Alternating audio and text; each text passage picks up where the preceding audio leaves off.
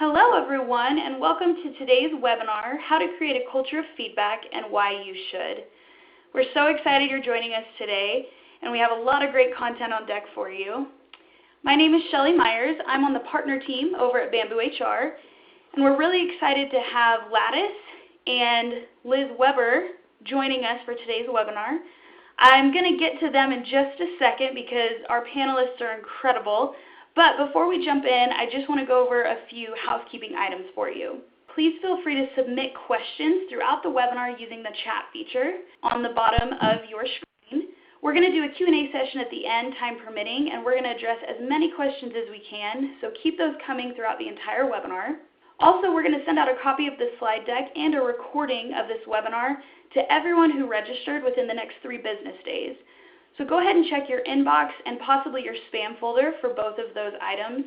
And then if you don't see them, go ahead and reach out to us and we're happy to send them along your way.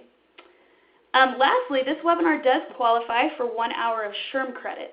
So if you attend for at least 50 minutes of today's webinar, you'll automatically receive that certification information within the next few business days. Our system tracks your time automatically, so you shouldn't have to worry about checking your time. But again, in the next few days, if you don't see that hit your inbox, go ahead and reach out. We're happy to send that your way. So I think that should be just about everything. We're going to jump into meeting our presenters, but first let's go over our agenda for today so you can know what we're talking about and what we're going to cover. So we're going to go over some misconceptions around feedback, why managers should care, how it's going to affect them, their teams, feedback and your talent pool, how feedback can build your employee engagement, how it can be great as a recognition strategy, how it can promote retention, and then we're going to wrap things up, give you some good takeaways, and jump into that Q&A. Before I let Jack and Liz introduce themselves, I do want to remind you that today's webinar does not have a dial-in number. All audio is going to play through your computer speakers, so please make sure that you have Flash enabled on your browser. It seems like Chrome works best. But if you're experiencing any issues, go ahead and chat me, and I'm happy to help troubleshoot that with you. So now that all of that's out of the way, I'm going to go ahead and turn it over to Jack and Liz to introduce themselves. Jack, we'll hand it off to you first. Perfect. Thanks so much. And welcome, everybody. Really glad to be doing this. And Liz, excited to be doing this with you, and thanks to Bamboo. And I think the quick context on Lattice is we make performance management and employee engagement software. We've been in business for a little bit under 4 years.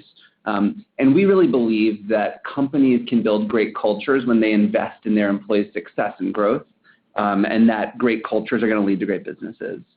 We work with about 1,300 companies today, mostly companies sort of small, medium sizes, and we're really excited to be here. Cool. Hey, Jack, it's Liz. Hi, everybody. I'm so happy that you are all joining us today. My name is Liz Weber. I'm the president of Weber Business Services, and what my company does is we primarily do 3 things. We facilitate strategic planning sessions with organizations more in the small to medium size, so we're working with boards of directors and ownership teams to help them identify where they need to take their company into the future to be successful. Then as part of those conversations, we end up talking about, given where your company is going to go, how might you need to reorganize, and what types of talent and positions and culture do you need to create to make sure that you can achieve the vision and the success that you want. And the third thing that we do is we work with leaders on leadership training and through executive coaching to really help them become incredibly effective and build the types of organizations and create the cultures that they want. So I think we have a great opportunity, Jack, to have some conversations around the importance of feedback and how it really helps create a culture and why everyone on this webinar today can benefit from this. So you ready to get started? Super ready. Okay. So let's start jumping in here. And the first thing, Jack, let's talk about some of the misconceptions about feedback. I know in my work with organizations, there are a lot of misconceptions about feedback, and there's a lot of fear. But let's talk about some specific things first. One of the ideas, I don't know about you, but I always hear, any feedback is better than no feedback. Well, my take is not necessarily.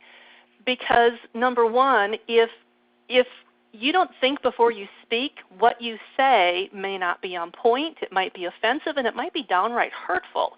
On the other hand, one of the things that we see a lot in working with the organizations and the leaders that we work with is quite often the managers aren't prepared to provide the feedback because, to be honest, Jack, they don't have the credibility. They haven't gained the right to provide the feedback yet. What do you think about any feedback is better than no feedback? I think I generally agree with this point. I think one of the things that we've seen be very important is that the feedback giver is very clear about what their context is. So as an example, as a manager, I might have different modes of giving feedback. I might be sure that something is right.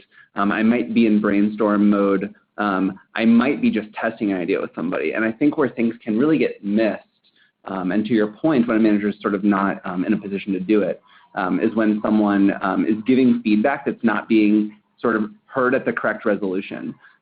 So certainly agree, and I think the antidote tends to be that the giver needs to be trained to be clear about what the right context for that feedback is and sort of what mode the feedback's being given from. Absolutely. Yeah. So the next idea, you can always learn something from the feedback you receive. I don't think that's a misconception. I think that's true because obviously, Jack, if you provide feedback to me on what I can do to be a better presenter, I can obviously learn from that input. I can be better. I can be more effective in my job. The other way I can learn is if you give me feedback and it's horrible and it's nasty, I can learn I don't ever want to do that to somebody that I'm providing feedback. So I think you can learn something every time you provide or you receive feedback. What's your take on it? I couldn't agree more. And sometimes you can learn this is how I want to give feedback or how I don't want to give feedback. You can also learn even if somebody is giving you incorrect feedback. You still are learning that someone is reading you that way. So let's say we have this conversation and you give me feedback about the way I presented. I can still learn, even if I don't agree with the feedback, I can still learn how you perceived me. And I still think there's value in even in that. Absolutely. So this next bullet I think is interesting, ensuring that all feedback is given before a formal performance review. Well, I think this is difficult because if your organization or you as a manager don't give formal performance reviews, when are you providing feedback? And it's funny, I was just with a client this morning that is transitioned to quarterly connections to talk about performance. They don't do official performance reviews. And the reason they did that is to ensure that there's ongoing communication, there's ongoing feedback. So yeah, I think from my experience and my take with my clients, you want to have obviously any potential negative feedback handed off right when it happens. You don't want to hold that for a performance review. But I think feedback should be ongoing, continuous, not just making sure you hit it before a performance review. What's your take? Yeah, my experience is that you don't necessarily need every single piece of feedback to be given all of the time, but you do need there to always be sort of an avenue for feedback to transition. So there might be sorts of feedback that are better suited, not for sort of like in the exact moment, but rather for a sort of more meticulously considered experience like a performance review. But you do want to make sure that at any given time there is an avenue for feedback. So I think I broadly agree. Yeah. So the next idea, only managers should provide feedback. I don't agree with this one. I think this is a misconception because with clients that I have that are the most effective and most successful and have the most engaged employees, it's when they've been able to create a culture where everyone, colleagues, employees, managers to team members to managers, can provide feedback because it's given with the intent to help the other person be better. And so when you only think that managers are the ones who have the right to share input or offer suggestions and provide feedback, I think you're limiting learning opportunities, and you're certainly creating a culture where the employees, the team members, don't feel entitled and don't feel included. How do you handle that? No, I couldn't agree more. I think that the sort of introduction of 360 feedback from peers upward is very important too, cross-functional. I think we have so much to learn from so many different interactions that facilitating feedback in all of those directions is so much more beneficial to everyone. Yeah, absolutely. And then let's go to this last point, which I always think is somewhat interesting. You always want to sandwich your feedback with, the good news and then the bad news and then the good news. And I'm not a fan of this approach because I want to have a relationship with my colleagues, with my team members, or with my senior staff where I can speak honestly about the issue at hand. It's somewhat like you just alluded to, Jack, is I want to make sure that I'm giving you feedback in the moment about an issue that's specific or that's pertinent. So if I feel as if I have to couch everything I say to you, pretty soon you're going to learn that every time I provide you feedback, I'm somehow couching it. And to me, I think that limits our relationship. I would want to have a relationship with you where if I think that there's something that I need to share with you that is potentially somewhat negative, I'm sharing it because I want you to learn. I want you to be aware of it. At the same time, I want to tell you things that I think you've done that are amazing so that that information is clear to you too. I'm not a fan of couching feedback. How do you take the sandwich approach to feedback? I tend to agree. I think that it is not the most effective way to give critical feedback in the context of a trusting relationship. I think the key is that you have a relationship where trust is there such that you can give critical feedback in a way that care is understood and baked into it such that you don't have to soften the blow. I think it's much more effective if when you give a piece of critical feedback, rather than sort of squeezing it between two other sort of, random pieces of praise, you're actually saying, hey, this is really important. I care about you. I want you to grow. I think you've got so much potential, and because of that, I'm going to share this feedback with you. So I think you can still have some preamble, and you can set context, but you don't need to have, two pieces of positive praise for every one of critical feedback. So I agree. That. I don't think the approach is that important. I love that. Yeah, I think I could totally agree. I love the way you said that it's sometimes often important to have that preamble, but then just say what you need to say. I really appreciate that. So great. So Jack, how about if we move on? Let's talk about why managers should care about this whole idea of feedback. And as the slide shares here, my work with clients is I always see providing feedback and helping feedback to create a positive organizational culture. This is a management issue. This isn't an HR issue. This is something that managers need to basically own. Because from my experience, basically when you can create a positive organizational culture, that really helps with a positive employee pipeline experience, all the way from candidate attraction to employee recognition. And what I think I'd like to do is let's jump into some detail here as we talk about how managers can really help this employee pipeline to create a very positive organizational culture by the way they deal with feedback. Ready to start? Sure. Okay. So let's look at feedback as a candidate attraction tool and why we're even talking about this. Well, an organization's brand in the marketplace is typically comprised of a couple different elements. Number one, your brand is supported by how you market and what you pay to put out there to say about your company. But the other part of an organization's brand is really driven by what others say about you, what people in the marketplace say about you, and what your own employees say about you. So when you can create a brand for your organization that your employees communicate and share, a brand that is positive, a brand that says, this is the type of organization where you come to work and your opinions are valued, and we're going to help you learn, grow, and be challenged and develop incredible skills because we want you to go forward with us. And when you can create an environment like that, that employees say, this is who we are, this is our personality, candidates who want to work for organizations where they're going to have a voice, where they're going to be challenged, where they're going to be expected to step up, are going to be attracted to that. And so it's something that we really need to pay attention to, that feedback affects your culture, which affects your branding in the marketplace, which can impact how you can attract employees. And so if we look at this whole idea of candidate attraction, the whole idea of brand awareness is huge, because this ever-tightening labor market makes it more difficult for employers to find the right kinds of employees. And as employers, we don't know what the individual values are of every candidate that's out there or every applicant to our firm.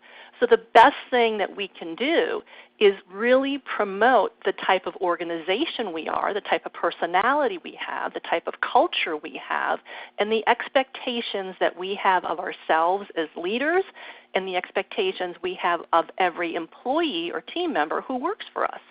And if one of those expectations is that this is going to be the type of organization where I want you as an employee to feel comfortable telling me where you're having challenges and where I might be able to help you more, and I also want you to be comfortable that when I give you feedback, I'm doing it because I want you to learn and grow and be better here because you're a part of this team. I want you to help take this company forward, and I want you to do it with me and with the team. And, a challenge in this, though, is when we are interviewing candidates, one of the challenges is that the interviewers that we are using in our companies, we have to make sure that they understand that they are part of this branding process too. And Jack, the way that we do this is we quite often will tell individuals who are responsible for interviewing, when you are in the interviewing process, make sure that you are explaining to all the candidates who you are as a company. Share with them your company values.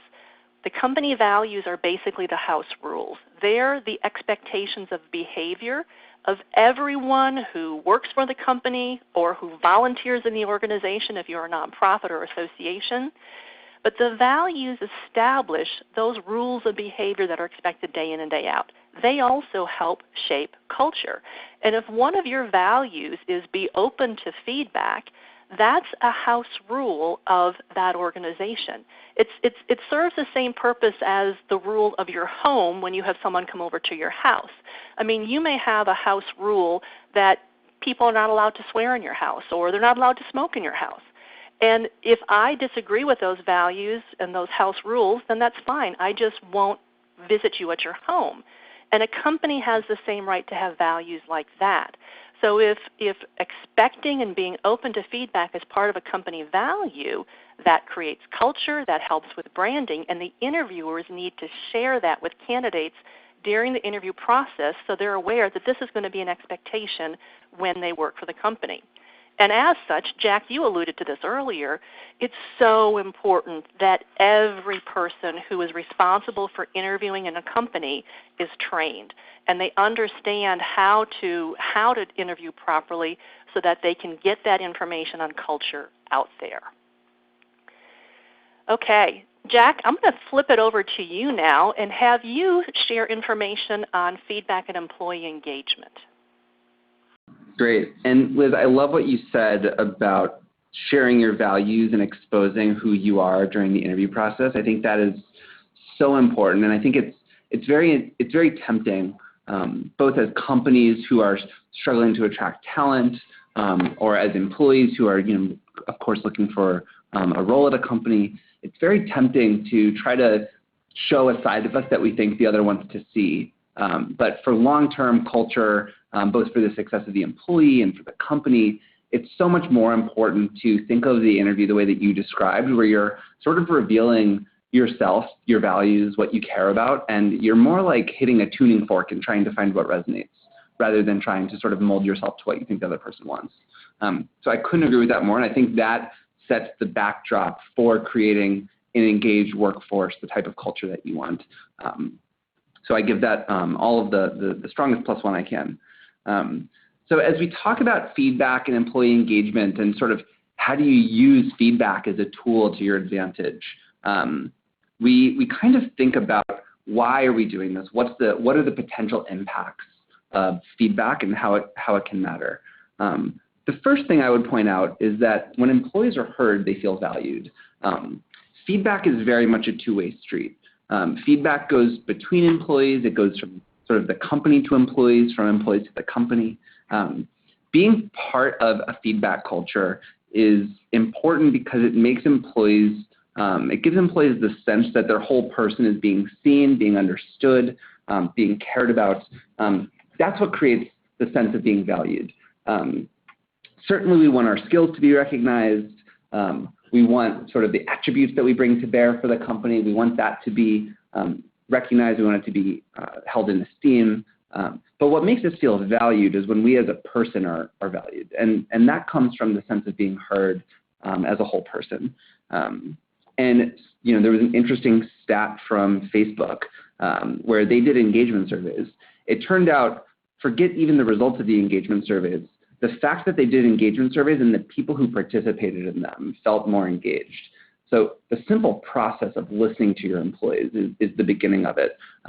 And acknowledging that feedback is this two-way street and that we are sharing who we are as a company and what matters to us, that we're listening to employees and what matters to them and valuing them as a whole person, I think that is so critical.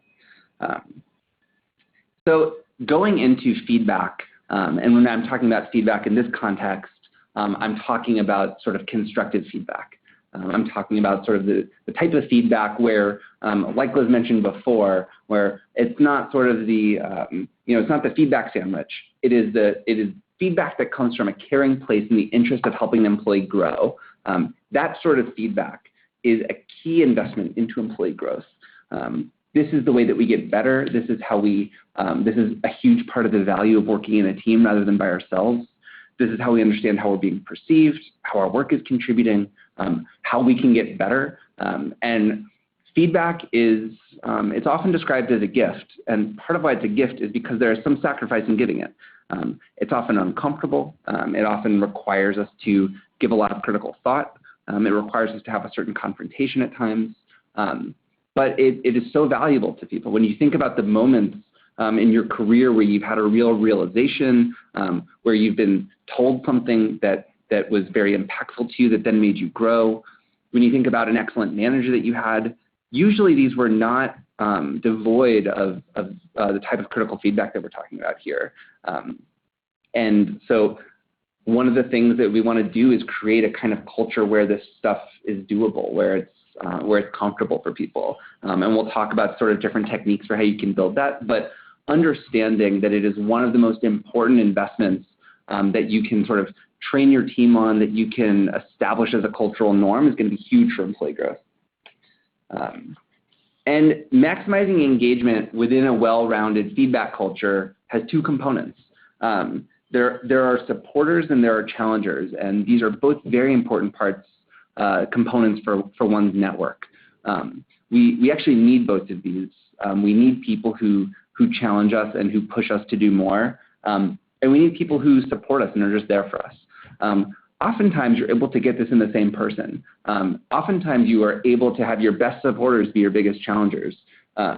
You'll see, we can all think towards, a situation where we might have had a manager who publicly and upwardly is very much supporting us, but in our one-on-ones and in our private conversations is challenging us to do more, believe that we can do better. So that is in many cases sort of the most productive relationship when you can get them in one.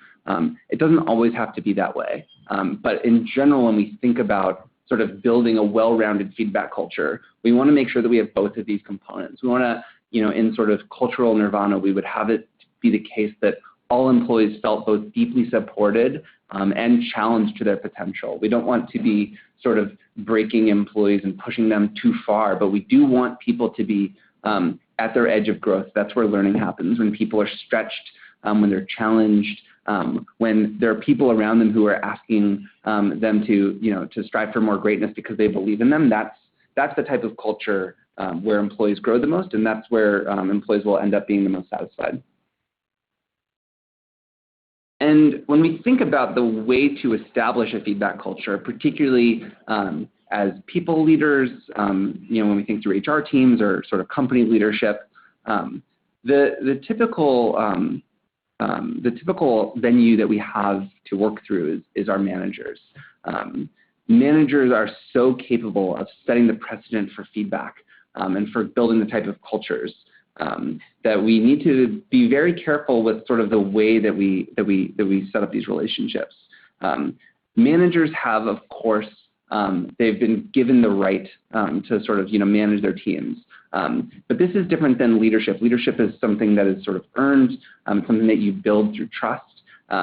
And as a result, we need to be very careful with sort of the way that we train these managers, who we put in management positions, because those people do have such a big impact on this. And so one of the things that we always like to talk about is that managers can first and foremost demonstrate the way to give and receive feedback well. So as a manager, it's very important that we are showing our teams that we too receive feedback, that we're appreciative when we receive it, that we're not above it, that we're part of that flow too. And so training your managers to demonstrate receiving that sort of feedback, adapting to it, soliciting it from their own teams, from their peers, that is one of the really great ways. Another is demonstrating sort of the art of giving good feedback. So all of the sort of basics, the modeling that we would want, things like building a trusting relationship, things like sharing why you're giving that feedback, giving good context on, am I giving this feedback as your manager, as a thought partner? Is this sort of a directive, or is this just giving you sort of one person's perspective? All of that type of modeling will then be sort of a great venue to show your employees. So the main point here is remembering that the best way that we can sort of affect change at the cultural level is through our managers and sort of respecting that relationship. The other thing that we can do as an HR team or as people leaders is to remember that our executives can play a role here as well. So executives are able to work through their managers. And so, as particularly as an organization scales and you have very many managers, it's also very important that you leverage sort of the management experience and sort of cultural influence from your executives to make sure that managers are getting support at a sort of unified and broad level. We certainly want to set the stage as a people team, but we do also want to lean on our executive team to sort of help guide that and to sort of shepherd those important things. So here we have an example. This is our own COO at Lattice, emailing our managers some questions to ask yourself today as you think through your one-on-ones with your teams and all of that sort of all the sort of daily work of management. But sort of building into the fabric of the way that your company operates, these sorts of management techniques are really valuable. So I'm going to maybe hand over to Liz for a second as we talk about making feedback a habit. Liz, any thoughts in addition to sort of what we just talked about with managers or executives or any of these tips? Any other ideas or things that you've seen be successful around making feedback a habit? Yeah, Jack, I love what you just shared there. And from, an ideal situation, what obviously we'd like to see is that creating a positive culture with feedback and being good at giving feedback and being good at receiving feedback is something that happens from the most senior level to the frontline employee, from executives to senior level, mid-level, frontline managers and staff, all across the board.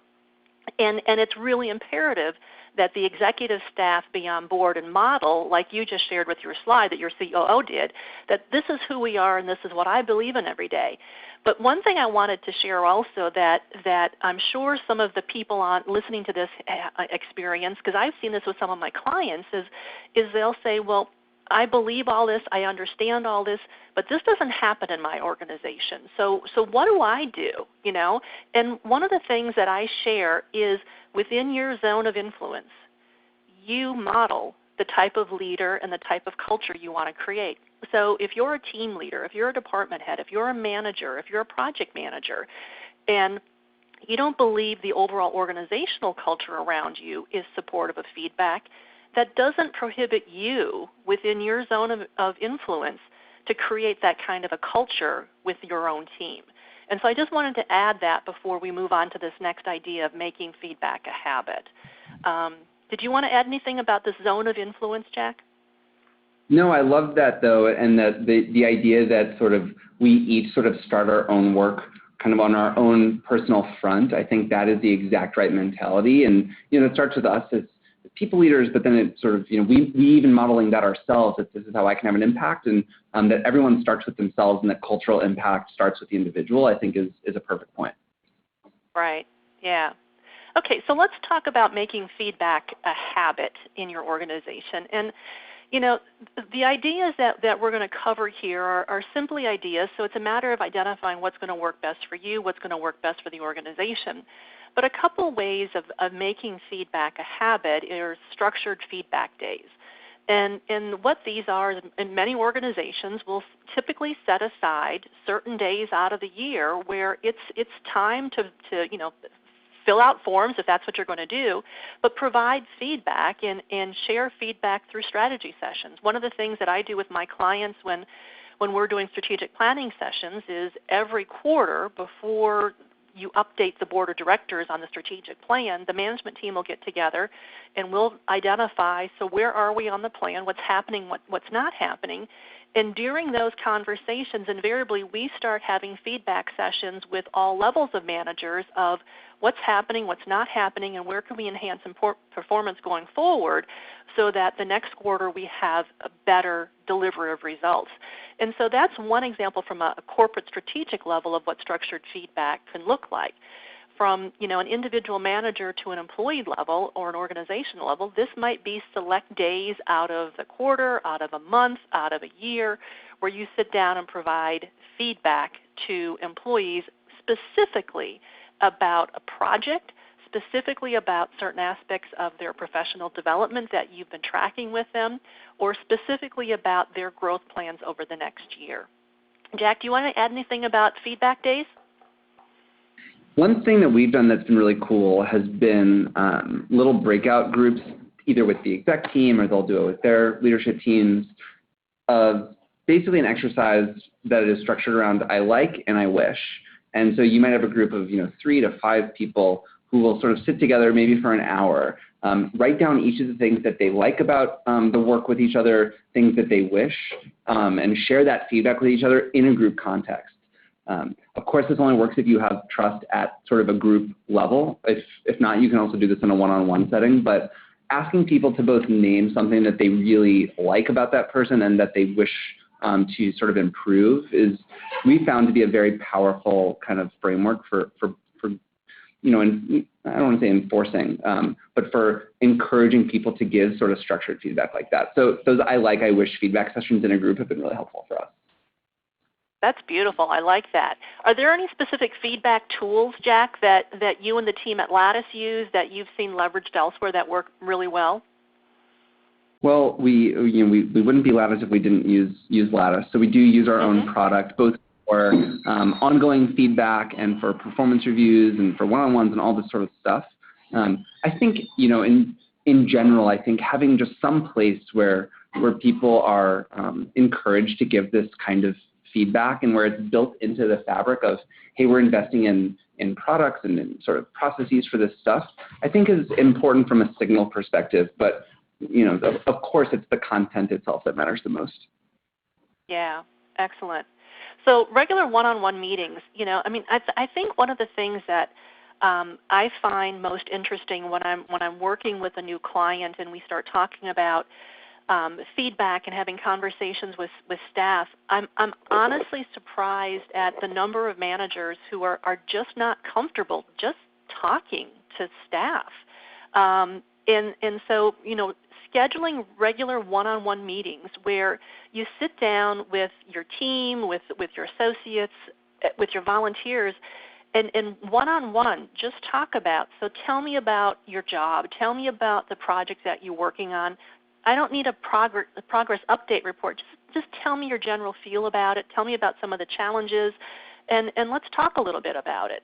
And it seems really silly, but one of the things that we also do when we're providing training programs on this is physically training the managers how to sit when they have these conversations. And what I mean by that is sit in your chair and lean back like you're just going to have a conversation. You're not leaning over a desk. You're not taking notes. You're not having a meeting. You're talking with your associate or with your team member to gain that kind of rapport with them so that when it comes time to provide some potentially critical feedback, they're a little bit more receptive to it. The other thing that happens during the one-on-one meetings is you start to really focus on that balanced conversation for feedback. And we touched upon this a little earlier, but one of the things here is making feedback a habit is, first off, stop thinking that feedback is always negative. We want to make sure that with one-on-one meetings and in any of these feedback tools and habits, that you're not only communicating when things need to be addressed or you want to raise attention to some particular performance issue or situation, but also you want to address when someone's doing something right and create this realization and expectation and relationship with your team members that you consistently comment on their performance when it's good and when it needs to be enhanced. And so they learn within a very short period of time that you basically have their back. You're not only talking with them when there's something negative to say in a one-on-one meeting, you're talking with them when you also have positive things to say. And so just learning how to have those conversations can be huge. And then obviously the last way to make feedback a habit is to have some kind of a performance discussion program, performance management program. And annual reviews are out of vogue for so many organizations because they were just typically done so poorly in the past. But I know many of my clients have moved, as I said, to a quarterly conversation just to officially make sure that they meet at least once a quarter to talk about the objectives for growth for the next quarter, because by the time they meet in a formal capacity, any daily issue that may have come about should have been addressed right when it came about. So, those are kind of where my take is on those one-on-ones or performance reviews. How do you handle those, Jack? I completely agree about one-on-ones being the employees meeting. I think so many managers make the mistake of using it as a status update or taking through items or, we're working together on your to-do list. And it's so much more effective when it's used. If you need that meeting, set that meeting. And, I'm a big believer that the one-on-one should be the employees meeting to talk about what's important to them. And it's also an important time for the manager to hear where they can improve and how they can be better supporting the employees. So it's not just, it's not a venue just for managers to get feedback to employees. It's also for the employee to sort of share what could be better for them and how, sharing their feedback on their experience. Some things I find, not writing notes and being, overly intense, I think is really important. And like even body language, things like leaning back in your chair and listening and talking with them is very important. I also find getting out of the office, going for a walk, getting into a new physical setting, I think that can do a lot, but you're looking to create a space where there's trust. And then there's some great questions that you can ask. I mean, often I believe that starting off the meeting for the employee to get to kind of drive the agenda is great. And then if there's more time, asking questions like, what else? What aren't you saying? What's something that you would like to say that you maybe aren't quite comfortable saying? As you sort of get into the sort of back half and after the employee has gotten through what they, what's on the top of their mind and their list, asking those further probing questions, if done correctly, can be really powerful. And I think, the sort of the what else type of question, and then just, being comfortable in a bit of silence, I think can really go a long way to making sure the employee knows that you really want to know everything that's important to them. So those are a couple other things. Love it. Love it. Good. Awesome. All right. So moving along to feedback and recognition and rewards.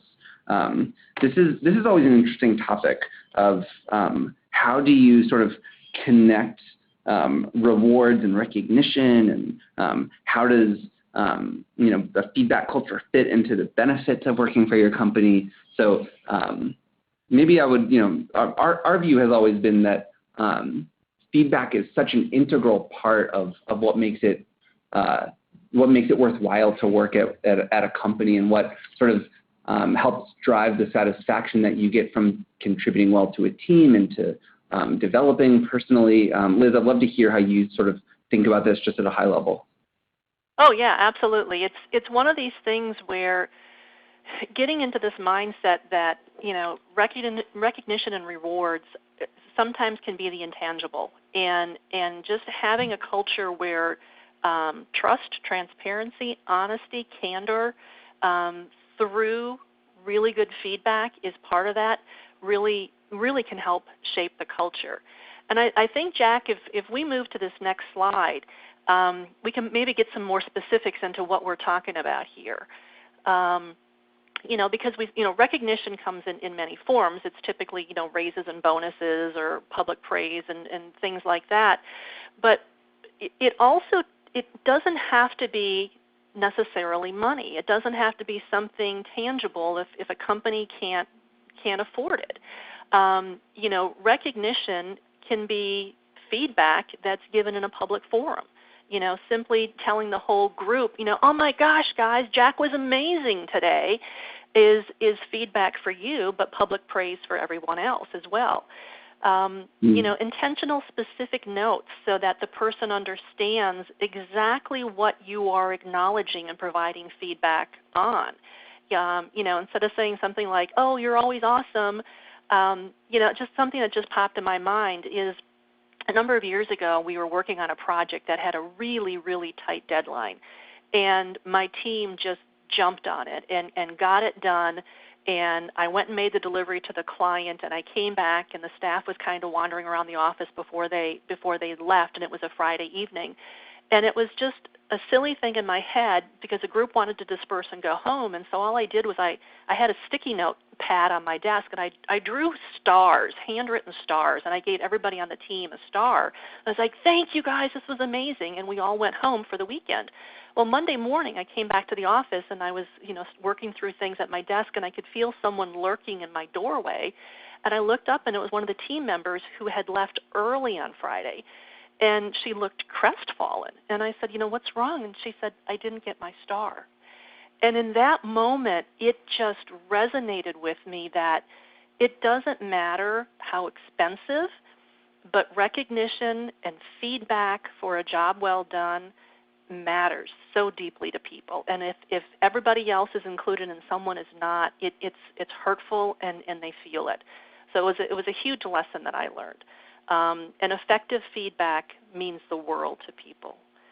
I couldn't agree more. I mean, I think compared to a lot of the sort of like perks and bonuses, which are certainly much appreciated, I think that all pales in comparison to either the type of feedback that really helps people grow and acknowledges that you believe deeply in their potential, or the sort of public recognition that is very earned. And so I think public recognition is a really important tool when it's earned, and when it's used appropriately. I think that's when it can be the most meaningful. And so I think that sort of praise, and then the type of feedback that that you would strive for in yourself, and that you strive to receive, and that you believe makes you better, and that you believe is coming from a place of trust and care and belief. I think those are by far the most important things to employees. I think this is sort of one of our underlying beliefs of the company. In fact, is that of all of the things that sort of would fall into this category, all the sort of rewards, that sort of feedback, either on the well-earned public praise side or the caring, compassionate, constructive feedback side, that's really the reward employees want. And one of the sort of people that we look up to a lot on this, Patty McCord, gave this great quote, which is that part of being an adult is being able to hear the truth, and the corollary is that you owe the adults you hired the truth. That's actually what they want the most from you, and that out of all the things that you can give, this is among the most valuable. The sort of the kind of the honest, the honest feedback that we ourselves want is what everybody else at our company wants. Liz, I'd love to hear if you have any sort of reactions to that or any other things to share. Yeah, no, I love this quote, and particularly the second sentence is you owe it to the adults that you hire to share the truth. And it's something that I share all the time when I'm working with my clients, because predominantly my clients hire adults. So let's please show them the courtesy of treating them like an adult and sharing information with them and asking for feedback and allowing them to have a two-way conversation with us. No, I couldn't agree more, Jack. I think it's great. And Liz, one of the things you spoke about earlier was the fact that during the interview process, we need to be honest about who we are. And then, of course, once the employee is there, we want to tie our feedback back to who we are. So ideally, in the interview process, we said that we were a certain way. We said these were our values. This is what's important to us. This is what we reward and aspire to. And then we want to connect it back once the employee is there. So these are these sort of 4 values on the right. These are our values at Lattice. Ship, made, self, which is sort of like the sort of order of prioritizing the company and then your team and then yourself. Clear eyes, which is sort of this sense of honesty and seeing the world for how it is. Chop wood, carry water, which is this sense of believing in the process, taking pride in the inputs, focusing on the inputs more than the outputs, and then what's next of always striving for the future. These are things that we talked about on the way in. There's sort of different sets of values that a company could have, but we believe that since we bring people in under these pretenses, we sort of we need to sort of follow through on that. And one great thing that you can do is connect people's personal growth trajectories along these lines, tying these values to the ambitions of the company, of the individual, calling them out when you sort of give public recognition. Is it because somebody adopted one of these sort of values and whatnot? But we've found that tying feedback to these kinds of big picture values and company sentiments is really important.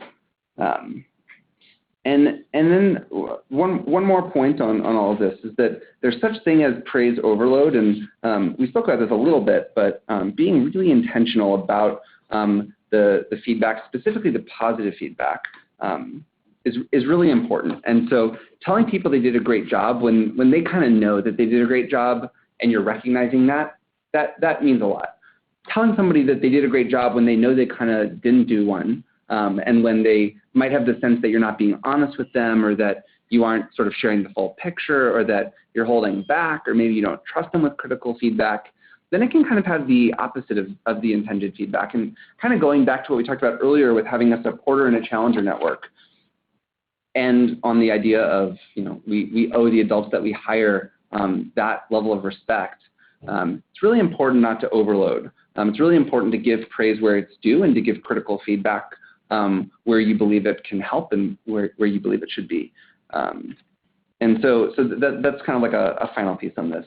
And then moving into the concept of feedback and employee retention. So one of the sort of big benefits of this kind of culture is not just that you attract great talent, it's that your talent stays. And that means so much for companies. It improves the culture, it improves productivity. So huge believer in this. Liz, I don't know if you want to add anything on this slide, or if you have anything to share around employee retention as it relates to this stuff. No, I just one minor point is, employees stay where they feel appreciated and included. And when you've got the right kind of culture and they're able to share feedback as well as receive it, they're more willing to stay, and they want to stay because they want to be part of where they are accepted and included and part of the team. That is absolutely the case, yes. And this is a graph that we will sometimes show. I think we were first introduced to this concept by Greenhouse, which is basically that the employee over time becomes much more valuable to your company. And so at first there's a cost associated with hiring them and onboarding them and training them. But over time, particularly the great employees, but all employees will find their groove. They learn how to work within the organization. They get really comfortable with the systems and the tools and your customers. And so there's real benefits to keeping employees longer. They just become more impactful over time. And so we've certainly seen this to be the case. There's actually some very stark data around just quite how valuable it is to keep employees for 3 years instead of 2 years, for example. And it really will be the case that employees will stay with you, just like we've been saying, when they feel valued, when they feel a sense of belonging, when they feel the company's invested in their growth. Those are the things that make people stay. It's not about the sort of trivial perks or sort of like it's not these small things. It is the substantive. It's the substantive parts of sort of the kind of the human existence almost, is that we want growth and we want to be part of a community. And so these are really critically important. And then one more sort of quote on all of this that we love is that few things offer greater return on investment than praise, and it's free. And it is this sort of latent belief that we are all sitting within our minds that, oh gosh, that person did a really great job. I'd be happy for everyone to know it, but I'm just a little too busy to say it. But it is this free thing that takes almost no time to share that means so much. And so as your company grows, you want to be giving this and making sure that you do that. So Liz, maybe I'll hand it over to you for this slide. Sure. We've touched on this idea already. I shared my thoughts when I work with my companies on strategic planning. We really want our employees to understand where we're headed. We want them to be a part of it. And so feedback in letting them be aware of when their performance is helping us move forward and when it's hindering us is so critical. And then, Jack, you shared the slides of the employee goals, the values, and the company goals. It's the same idea here. When we can be transparent with our employees as to where we're headed, how they fit in, the values, the culture within which we operate, and how they're helping move forward, it just really helps our company grow and makes our employees want to stay with us. So, the whole idea here is our employees are going to feel valued when they hear that they're valued, and when they hear that they're valued, they're more likely to stay. So this whole employee pipeline of candidate attraction and engagement and growth and retention, it all deals with this whole idea of feedback. We just want to make sure that the feedback that we're giving is balanced. We communicate when they're doing things well, and we also make sure that we obviously give clear feedback when things aren't going so well. Jack, you want to add anything here before we move on? No, I think what you said is captured pretty great. Great. So let's just go over some key takeaways of some of the key points that we've shared. One of the first things that we talked about was really this whole idea of employee feedback and creating a positive culture. This is really a management issue. It's not an HR issue. The management teams and managers really need to understand they are critical for this employee pipeline and for creating an organizational culture. We also shared our thoughts on the importance of organizational values to really help instill the culture and create the environment as to the type of organization you are and how you're going to create an environment where employees are going to thrive. And then I shared this whole idea of a zone of influence. So even if you don't have support organizationally wide for feedback, wherever you are within your zone, you can also create a culture of positive and effective feedback. Jack, you want to add anything there? I also just think one of the things that I think was most resonant for me was this idea that we express sort of our honest selves throughout the entire employee journey, and that's in the interview process. It's when they work with us. It's when we're thinking about sharing feedback, when we're giving a piece of public recognition, when we're responding to a solicitation for how did I do on this thing. I just think that sort of exposing our truth is just so valuable and is so deeply the key to building this type of culture. Absolutely. Absolutely. Great. So Shelley, how about if we jump into questions? Yes, absolutely. We've gotten a bunch of really good ones, and just as a big thank you again, you guys both provided some incredible content here. So just, thank you so much for sharing your insights. One of the questions I wanted to address first, it said if managers and employees don't have trust established for open communication, where do we start in order to make feedback a habit? I think that's a great question. I think that, you have to feel safe in order to have those kinds of conversations. what would you guys suggest as kind of a starting point for building that trust? One of the things that I would do is, if you remember the slide where we shared one-on-one conversations, I would encourage that you just start having conversations, not about performance, just general conversations with staff. And it can be even having lunch together. As Jack mentioned, get up and go get a coffee together. One of the biggest inhibitors of trust that I see with my clients is the management team and employees just don't know each other well enough. And there are a lot of misconceptions about who they are. And so just create a relationship first, and then you can start building trust and you can get to the point of feedback.